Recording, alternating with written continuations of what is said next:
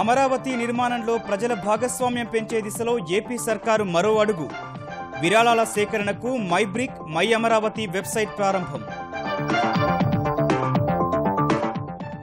శంకుస్థాపన పనుల పర్యవేక్షణకు 8 మంది మంత్రుల కమిటీ ఏర్పాటు. హాజరు కాలేనని ప్రభుత్వానికి జగన్ లేఖ. ప్రతిపక్ష నేతపై మండిపడిన అమాత్యులు.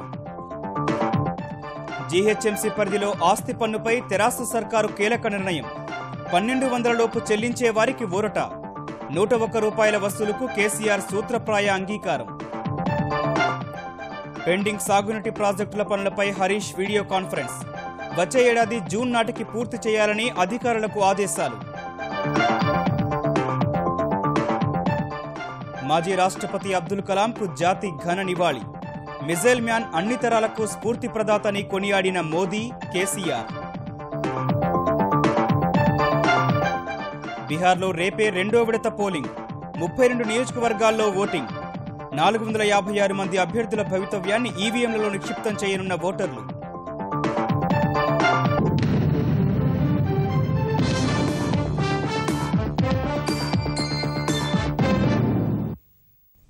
రాజధాని శంకుస్థాపన పండుగకు శరవేగంగా ఏర్పాట్లు చేస్తున్న ఆంధ్రప్రదేశ్ సర్కారు ప్రజలను భాగస్వామ్యం చేసే మరిన్ని కార్యక్రమాలను చేపడుతోంది. నిర్మాణానికి ప్రజల నుంచి విరాళాలను సేకరించేందుకు మై బ్రిక్ మై అమరావతి వెబ్సైట్ను ప్రారంభించింది. ఒక్కో ఇటుకను 10 రూపాయలు ఖరీదుతో ఆన్లైన్లో కొనుగోలు చేయడం ద్వారా ఎవరైనా సరే రాజధానికి తమ వంతు సాయం చేసే అవకాశం కల్పించింది. 5 గంటల్లోనే ప్రజలు 1,00,000 ఇటుకలను కొనుగోలు చేసి అమరావతికి తమ విరాళాలను అందజేశారు. నమ్మకం, చిత్తశుద్ధి, ఆత్మవిశ్వాసమే పునాదులుగా ప్రజా రాజధాని నిర్మించుకుందామని ముఖ్యమంత్రి చంద్రబాబు పిలుపునిచ్చారు. రాజధాని అమరావతి నిర్మాణ శంకుస్థాపన సమీపిస్తున్న వేళ మన నీరు మన మట్టి మన అమరావతి 3వ రోజు కార్యక్రమంపై ముఖ్యమంత్రి చంద్రబాబు సీఎస్, ఎంపీలు, ఎమ్మెల్యేలు, ఎమ్మెల్సీలు, జన్మభూమి కమిటీ సభ్యులతో టెలికాన్ఫరెన్స్ నిర్వహించారు. తొలి 2 రోజుల్లోనే అన్ని గ్రామాల్లో ఈ కార్యక్రమం 83% పూర్తవ్వడం ప్రజాస్పందనకు నిదర్శనమన్న చంద్రబాబు మిగిలిన 17% మందిని భాగస్వామ్యులయ్యేలా చూడాలని సూచించారు.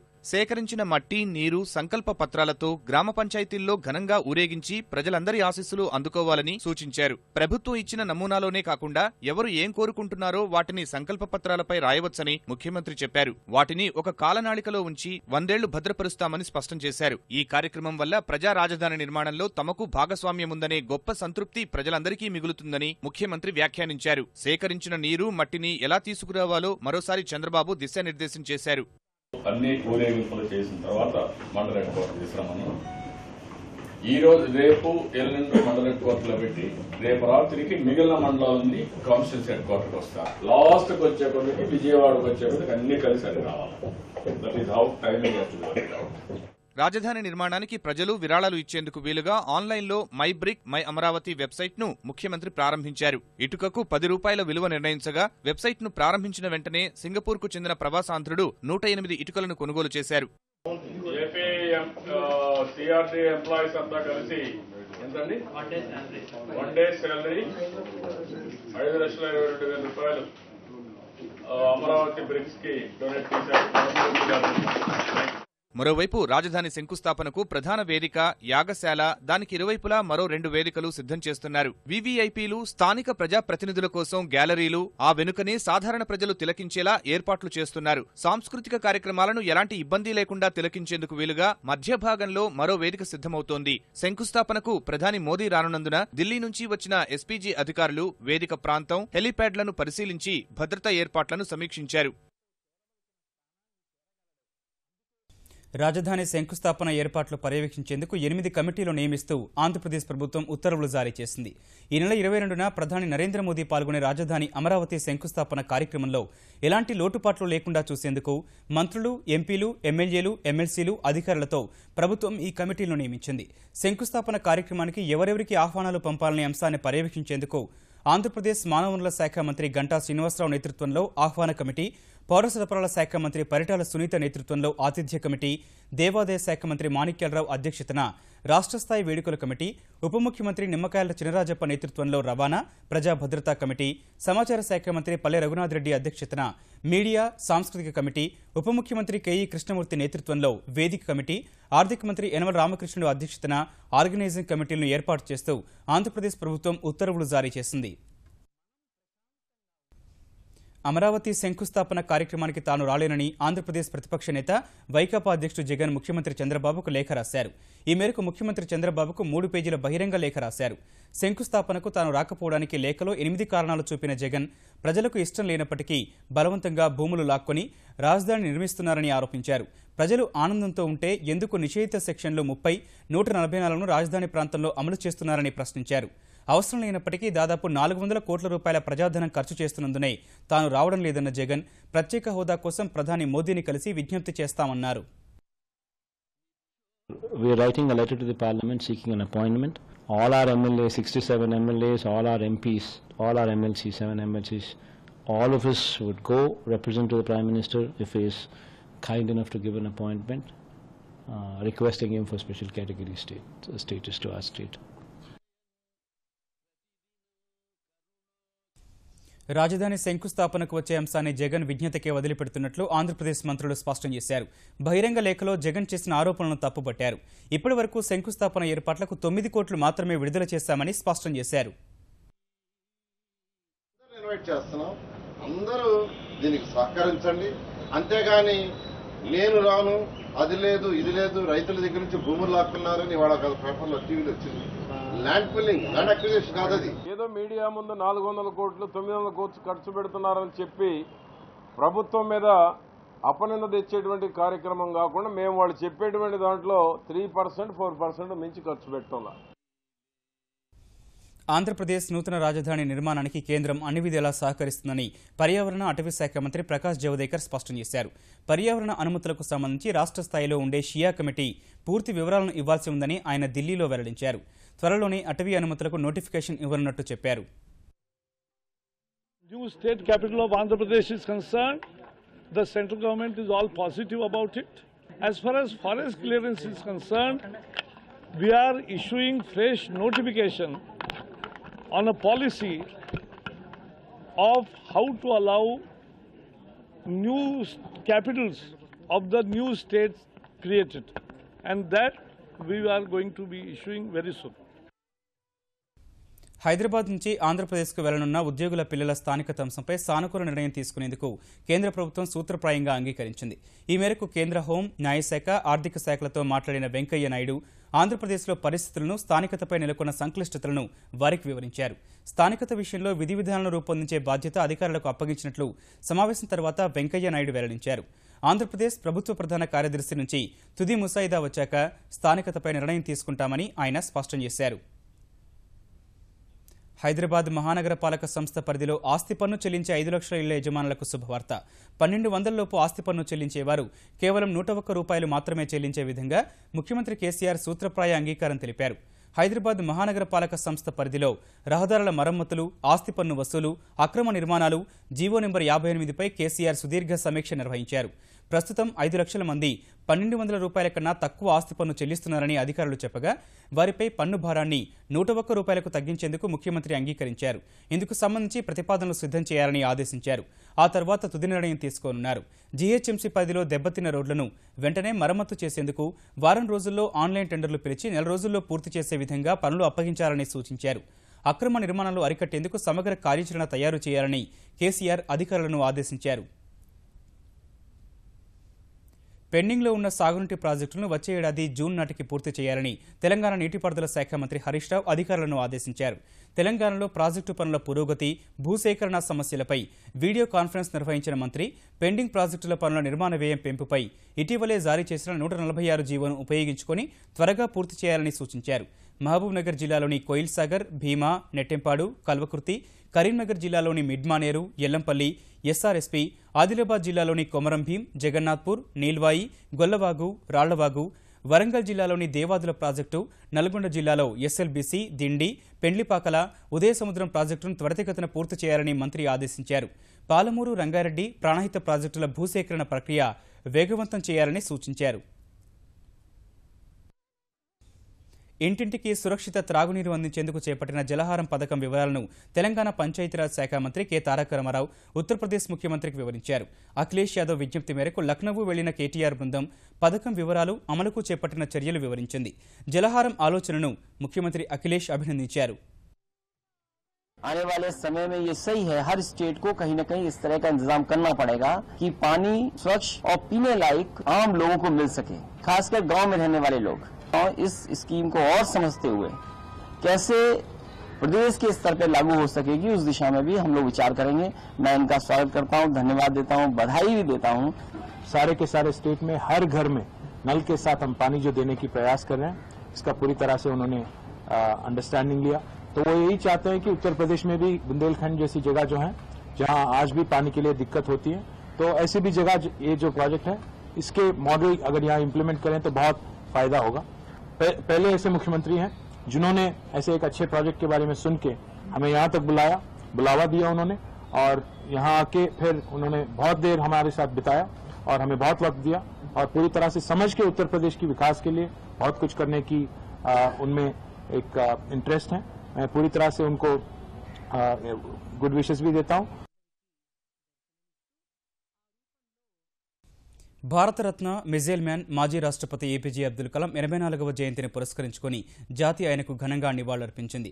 ఢిల్లీలోని రక్షణ పరిశోధన అభివృద్ధి సంస్థ డీఆర్డీఓ ప్రాంగణంలో ఏర్పాటు చేసిన కలాం విగ్రహాన్ని ఆవిష్కరించిన ప్రధాని నరేంద్ర మోదీ అబ్దుల్ కలాం అన్ని తరాలకు స్ఫూర్తి ప్రదాత అని కొనియాడారు. ఆయన మార్గదర్శకత్వంలోనే దేశం శాస్త్ర సాంకేతిక క్షిపణి రంగాల్లో ఎంతో అభివృద్ధి సాధించిందన్నారు. కలాం మార్గంలో ముందుకు సాగి ఆయన నిర్దేశించిన లక్ష్యాలను సాధించడమే ఆయనకు ఘటించే నిజమైన అంజలిగా అభివర్ణించారు. ఈ కార్యక్రమంలో పాల్గొన్న రక్షణ మంత్రి పారికర్, పట్టణాభివృద్ధి శాఖ మంత్రి వెంకయ్య నాయుడు వర్తమానంలో నిత్య చైతన్యంతో ముందుకు సాగుతూనే భవిష్యత్ భారతాన్ని ఊహించిన దార్శనికుడని కలాంను కొనియాడారు. वे राष्ट्रपति बने, मैं समझता हूं कि उससे पहले वे राष्ट्र रत्न थे, और ऐसा बहुत कम होता है। दो प्रकार के लोग होते हैं, एक वो होते हैं जो अपॉर्चुनिटी खोजते हैं, एक वो होते हैं जो चैलेंज खोजते हैं। कलाम साहब चैलेंजेस की तलाश में रहते थे, कौन से नई चैलेंज है और उस चैलेंज को पार कैसे करें। अब्दुल कलाम जी के आशीर्वाद से उन्होंने हम देशवासियों को जो शिक्षा दीक्षा दी है, उससे हम अवश्य उसको पूरा करने का भरपूर प्रयास करेंगे, और वही उनको सबसे बड़ी अंजलि होगी। దేశ ప్రజల కోసం ప్రతిరోజు ఒక్క నిమిషం ఆలోచించినా అదే అబ్దుల్ కలాంకు నిజమైన నివాళని ముఖ్యమంత్రి కేసీఆర్ అన్నారు. కంచన్బాగ్ డీఆర్డీఎల్ ప్రాంగణంలో మాజీ రాష్ట్రపతి అబ్దుల్ కలాం కాంస్య విగ్రహాన్ని ఆవిష్కరించిన ఆయన తాను జీవిత చరిత్ర రాస్తే అందులో కలాం పేరు తప్పకుండా ఉంటుందన్నారు. 10 సంవత్సరాలు ఈ కాంప్లెక్స్ లో ఉన్నారు కదా, ఎక్కడ ఏ క్వార్టర్ లో ఉన్నాను అడిగాను. ఆయన క్వార్టర్ లేదు సార్, ఒక use to live in a very small room, single room అని చెప్తే నాకు ఆశ్చర్యం కలిగింది. డిఆర్డిఎల్ డైరెక్టర్ గా కూడా సామాన్యంగా ఎట్లా ఉండవచ్చు అనేది ఆచరించి చూపించినటువంటి గొప్ప మహనీయుడు అబ్దుల్ కలాం గారు. అక్కడ కూడా రాష్ట్రపతి భవన్ లో కూడా చాలా సింపుల్ జీవితం గడిపినటువంటి వ్యక్తి. How technological innovations can be used for the poor, it's not only making the missile అనే మాట తీసుకొని ఆ స్పిరిట్ తోని మన హైదరాబాద్ లో ఉండే హాస్పిటల్స్ లో గుండె జబ్బులు వచ్చి బాధపడేటువంటి పేషెంట్ల కోసం అద్భుతమైనటువంటి స్టంట్స్, అతి చీప్ గా దొరికేటువంటి స్టంట్స్ తయారు చేయడంలో కీలక పాత్ర పోషించినటువంటి వ్యక్తి. దేశ భద్రతలో కీలక పాత్ర పోషిస్తున్న డీఆర్డీఓను అబ్దుల్ కలాం కర్మభూమిగా, రీసెర్చ్ సెంటర్ ఫర్ ఇమారత్ ఆర్సీఐను ఆయన మానసపుత్రికగా రక్షణ మంత్రి మనోహర్ పారికర్ హైదరాబాద్లో అభివర్ణించారు. డీఆర్డీఓలోని ఆర్సీఐలోనే ఏర్పాటు చేసిన కలాం విగ్రహాన్ని ఆయన ఆవిష్కరించారు. 5 ఏళ్లలో 100% స్వదేశీ పరిజ్ఞానంతో క్షిపణులు తయారు చేసుకునే సామర్థ్యం సాధిస్తామని ఆశాభావాన్ని వ్యక్తం చేశారు. డీఆర్డీఓ పరిధిలోని ఆర్సీఐ, డీఆర్డీఎల్, ఏఎస్ఎల్లను doctor APJ Abdul Kalam missile కాంప్లెక్స్గా మారుస్తున్నట్లు ప్రకటించారు. మాజీ రాష్ట్రపతి అబ్దుల్ కలాం 84వ జయంతి సందర్భంగా గుంటూరు ఆచార్య నాగార్జున విశ్వవిద్యాలయంలో కలాం విగ్రహాన్ని ఆంధ్రప్రదేశ్ మానవ వనరుల అభివృద్ధి మంత్రి గంటా శ్రీనివాసరావు ఆవిష్కరించారు. కలాం జీవితాన్ని యువత ఆదర్శంగా తీసుకోవాలని ఈ కార్యక్రమంలో పాల్గొన్న ఆంధ్రప్రదేశ్ శాసనసభాపతి కోడెల శివప్రసాదరావు పిలుపునిచ్చారు. ఆంధ్రప్రదేశ్లోని వివిధ జిల్లాల్లోనూ మాజీ రాష్ట్రపతికి నాయకులు, ప్రజలు నివాళులర్పించారు. తెలంగాణలో రైతు ఆత్మహత్యలు, కరువుతో నెలకొన్న దుర్భర పరిస్థితుల్ని తెలుగుదేశం కేంద్రం దృష్టికి తీసుకెళ్లింది. అన్నదాతలు సమస్యల సుడిగుణంలో చిక్కుకుంటే తెరాస సర్కారు ప్రేక్షక పాత్ర వహిస్తోందని తెలుగుదేశం నేతలు కేంద్రానికి ఫిర్యాదు చేశారు. తెలుగుదేశం తెలంగాణ కమిటీ అధ్యక్షుడు ఎల్ రమణ నేతృత్వంలో ఢిల్లీ వెళ్లిన ఆ పార్టీ బృందం కేంద్ర వ్యవసాయ శాఖ సహాయ మంత్రి మోహన్ భాయ్ కుందారియాను కలిసి కరువు వల్ల రాష్ట్రంలో నెలకొన్న దుర్భర పరిస్థితులు, కర్షకుల కష్టాలను వివరించారు. పత్తి కొనుగోళ్ల విషయంలో సీసీఐ నిబంధనల వల్ల రైతులు నష్టపోతున్నారని, తేమ శాతాన్ని సడలించాలని విజ్ఞప్తి చేశారు. ఈ విజ్ఞప్తులకు సానుకూలంగా పరిశీలిస్తామని చెప్పిన కేంద్ర మంత్రి అన్నదాతలకు అండగా ఉండేందుకు కేంద్రం ఎప్పుడు సిద్ధంగా ఉంటుందని తెలిపారు. అనంతరం తెలుగుదేశం బృందం కేంద్ర పట్టణాభివృద్ధి శాఖ మంత్రి వెంకయ్య నాయుడును కలిసి రాష్ట్రానికి సంబంధించిన పలు సమస్యలను ఆయనకు వివరించి పరిష్కారానికి చొరవ తీసుకోవాలని విజ్ఞప్తి చేసింది. కరువు విలతాండం చేస్తున్నది, రాష్ట్ర ప్రభుత్వం పట్టించుకోవడం లేదని చెప్పని మేము విజ్ఞాపన చేసినాం. వెంటనే ఆ విజ్ఞాపనను స్వీకరించి రాష్ట్ర ప్రభుత్వాన్ని పంపించి నివేదిక చెప్పడం జరిగింది. అదేవిధంగా మార్కెట్లో పెద్ద ఎత్తున పత్తి వస్తున్నది. ఆ పత్తి కొనుగోలులో అవకతవకలు ఉన్నవి. దళారుల ప్రమేయం వల్ల రైతాంగం పెద్ద ఎత్తున నష్టపోతున్నారు. రైతులను కాపాడాలని చెప్పానంటే కేంద్ర మంత్రి గంగవార్ గారితోనూ సీసీఐ చైర్మన్ తోని మంత్రి గారు స్వయంగా మాట్లాడి తెలంగాణ వెళ్లి అక్కడ ఉండేటువంటి పరిస్థితులను గమనించి వెనువెంటనే చర్యలు చెప్పని వారు చెప్పడం జరిగింది. तेलंगाना गवर्नमेंट ने ड्रॉट के लिए, ड्राई के लिए कुछ भेजा नहीं मेमोरेंडम, वो भेजा नहीं, तब तक यहाँ से हमारी टीम जा सकती नहीं. वो लास्ट ईयर में भी नहीं भेजा था, अभी भी नहीं भेजा है कि जे स्टेट वहाँ से मेमोरेंडम भेजेंगे, कितना उसको नुकसान हो रहा है, कौन सी डिस्ट्रिक्ट में हो रहा है, वो मेमोरेंडम आएगी. यहाँ से हमारी एक टीम जाएगी, वो टीम वहाँ सर्वे करेगी. उसके सिम का सर्वे के आधार पे ही आएगा. ये हमारे हाई लेवल की कमेटी है, वो कमेटी में जाएगा. कितना पैसा उसको देने का वो यहाँ फाइनल होता है. అఖిలాండ కోటి బ్రహ్మాండ నాయకుని బ్రహ్మోత్సవాలు తిరుమలలో వైభవంగా సాగుతున్నాయి. రెండో రోజైన ఇవాళ స్వామివారు చిన్నశేష వాహనంపై తిరువీధుల్లో ఊరేగుతూ భక్తులకు దర్శనమిచ్చారు.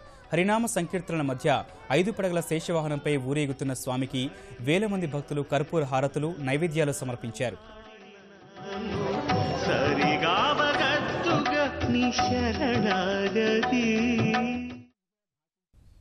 ప్రస్తుతం ఆ ఏడుకొండలవాడు హంసవాహనంపై మాడవీధుల్లో ఊరేగుతున్నారు. ఆ వేడుకను ప్రత్యక్ష ప్రసారం ద్వారా చూద్దాం.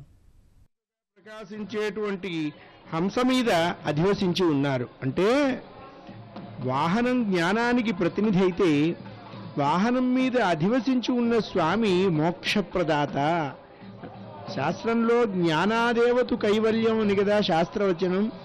భక్తి చేత జ్ఞానం కలుగుతుంది. ఆ కలిగినటువంటి జ్ఞానం చేత మోక్షాన్ని పొందాలి. ఇప్పుడు జ్ఞానస్వరూపంలో హంసని మనం దర్శిస్తే జ్ఞానస్వరూపమై ఉన్నటువంటి హంస మీద అధివసించినటువంటి స్వామివారు మోక్షప్రదాత అయినటువంటి శ్రీహరి మాత్రమే. అందుకనే నదేవో.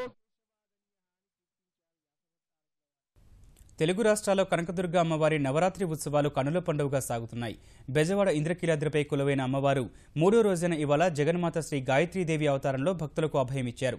పంచముఖాలతో దర్శనమిస్తున్న అమ్మవారిని చూసిన భక్తులు మొక్కులు తీర్చుకున్నారు.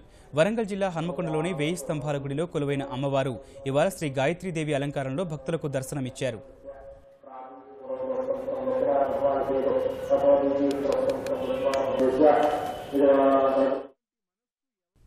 యావత్ దేశం దృష్టిని ఆకర్షిస్తున్న బీహార్ పొరలో 2వ విడత పోలింగుకు ఏర్పాట్లు పూర్తయ్యాయి.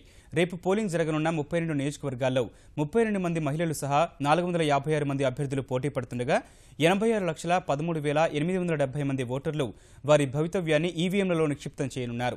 ఇందుకోసం కేంద్ర ఎన్నికల సంఘం 9,119 పోలింగ్ కేంద్రాలు ఏర్పాటు చేసింది. ప్రతి పోలింగ్ కేంద్రం వద్ద పటిష్ట బందోబస్తు ఏర్పాటు చేస్తున్న ఈసీ నక్సల్ ప్రాబల్య 23 నియోజకవర్గాలపై ప్రత్యేక దృష్టి సారించింది.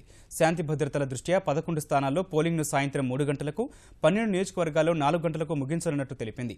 మిగిలిన 9 స్థానాల్లో ఉదయం 7 నుంచి సాయంత్రం 5 గంటల వరకు పోలింగ్ జరగనుంది. 2002లో అదనపు 2G స్పెక్ట్రమ్ కేటాయింపు కేసులో కేంద్ర దర్యాప్తు సంస్థ సీబీఐకి పెద్ద ఎదురుదెబ్బ తగిలింది. టెలికాం మాజీ కార్యదర్శి Shyamal Ghosh Hutchison Max private limited, Sterling cellular limited, Bharti cellular limited సంస్థలను కావాలని ఇరికించారని ప్రత్యేక కోర్టు ఆగ్రహం వ్యక్తం చేసింది. నిందితులపై సీబీఐ నమోదు చేసిన అభియోగాలని తప్పుడు అంటూ వారిపై కేసులను కొట్టివేసింది. నేరారోపణలకు సంబంధించి ఎలాంటి ఆధారాలు లేవన్న ప్రత్యేక న్యాయస్థానం తప్పుదోవ పట్టించిన అధికారులపై దర్యాప్తు జరిపి చట్టపరంగా చర్యలు తీసుకోవాలని సీబీఐ డైరెక్టర్ను ఆదేశించింది. అంతర్జాతీయ మార్కెట్లో సానుకూల పవనాల మధ్య స్టాక్ మార్కెట్లో ఇవాళ లాభాల్లోకి మెల్లాయి. క్రితం 3 రోజుల్లో 300 పాయింట్లు నష్టపోయిన సెన్సెక్స్ ఇవాళ 230 పాయింట్ల లాభాన్ని నమోదు చేసింది. ఈ ఉదయం 26,842 పాయింట్ల వద్ద ప్రారంభమైన సూచి ఒక దశలో 26,837 పాయింట్ల కనిష్ట స్థాయిని తాకింది. తర్వాత ఆటోమొబైల్, పీఎస్యూ, లోహ రంగాల వాటాలు కొనేందుకు మదుపరులు ఆసక్తి చూపిన వేళ 27,038 పాయింట్ల గరిష్ట స్థాయిని తాకింది. చివరకు 27,010 పాయింట్ల వద్ద ముగిసింది. జాతీయ స్టాక్ ఎక్స్చేంజ్ సూచి నిఫ్టీ 72 పాయింట్లు పెరిగి 8,179 వద్ద స్థిరపడింది. ముఖ్యాంశాలు మరోసారి చూద్దాం. అమరావతి నిర్మాణంలో ప్రజల భాగస్వామ్యం పెంచే దిశలో ఏపీ సర్కారు మరో అడుగు. విరాళాల సేకరణకు my brick my Amaravati website ప్రారంభం. శంకుస్థాపన పనుల పర్యవేక్షణకు 8 మంది మంత్రుల కమిటీ ఏర్పాటు. హాజరు కాలేనని ప్రభుత్వానికి జగన్ లేఖ. ప్రతిపక్ష నేతపై మండిపడిన అమాత్యులు. జీహెచ్ఎంసీ పరిధిలో ఆస్తి పన్నుపై తెరాస సర్కారు కీలక నిర్ణయం. 1200 లోపు చెల్లించే వారికి ఊరట. 101 రూపాయల వసూలుకు కేసీఆర్ సూత్రప్రాయ అంగీకారం. పెండింగ్ సాగునీటి ప్రాజెక్టుల పనులపై హరీష్ వీడియో కాన్ఫరెన్స్. వచ్చే ఏడాది జూన్ నాటికి పూర్తి చేయాలని అధికారులకు ఆదేశాలు. మాజీ రాష్ట్రపతి అబ్దుల్ కలాంకు జాతి ఘన నివాళి. మిజైల్ మ్యాన్ అన్ని తరాలకు స్ఫూర్తి ప్రదాతని కొనియాడిన మోదీ, కేసీఆర్. బీహార్లో రేపే రెండో విడత పోలింగ్. 32 నియోజకవర్గాల్లో ఓటింగ్. 456 మంది అభ్యర్థుల భవితవ్యాన్ని ఈవీఎంలలో నిక్షిప్తం చేయనున్న ఓటర్లు.